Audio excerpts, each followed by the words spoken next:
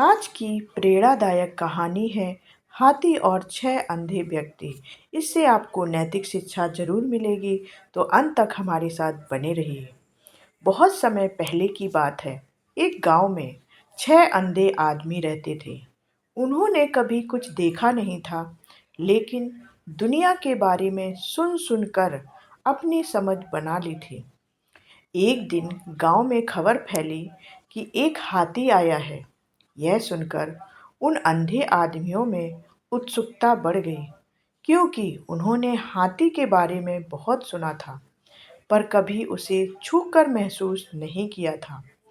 उन्होंने तय किया कि चलो, आज हम भी चलते हैं और हाथी को छूकर जानने की कोशिश करते हैं कि वह आखिर होता कैसा है।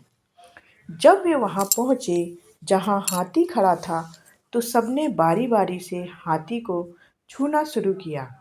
पहले अंधे व्यक्ति ने हाथी का पैर छुआ और बोला, अरे, हाथी तो बिल्कुल खंबे जैसा होता है। दूसरे ने पूंछ पकड़ी और कहा, नहीं, हाथी तो रस्सी जैसा होता है। तीसरे ने सूंड पकड़ी और बोला, तुम दोनों गलत हो, हाथी तो पेड़ के तने जैसा होता है। चौथे ने कान छूकर कहा, हाथी तो बड़े पंखे जैसा लगता है।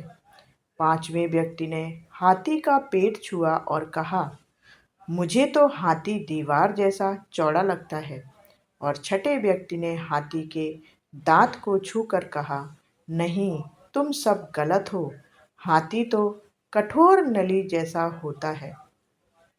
अब सब आपस में बहस करने लगे। हर कोई अपनी बात पर अड़ा हुआ था और किसी को भी दूसरे की बात मानने को तैयार नहीं था। बहस इतनी बढ़ गई कि ऐसा लगने लगा कि अब वो आपस में लड़ ही पड़ेंगे। तभी वहां से एक बुद्धिमान व्यक्ति गुजर रहा था। उसने उन्हें रोकते हुए पूछा, अरे भाई, तुम लोग आपस में झगड़ क्यों रहे हो?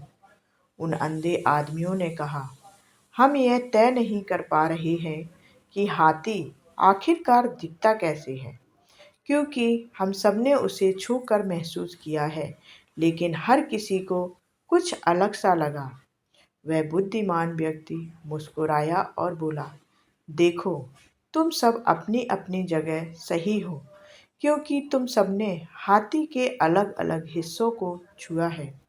किसी ने पैर छुआ, किसी ने सूंड, किसी ने पूंछ या कान।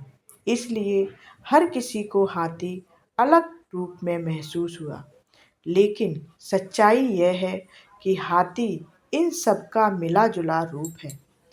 यह सुनकर सब अंधे आदमी शांत हो गए। उन्हें समझ आ गया कि हर किसी की बात अधूरी थी, लेकिन गलत नहीं थी। इसके बाद उन्होंने झगड़ना बंद कर दिया और खुशी खुशी अपने घर लौट आई। इस कहानी से हमें सीख मिलती है कि हर व्यक्ति की समझ सीमित होती है। किसी चीज को पूरी तरह समझने के लिए हमें दूसरों की बात भी ध्यान से सुननी चाहिए, क्योंकि सच्चाई कई बार सबकी बातों के मिलाने से सामने आती है।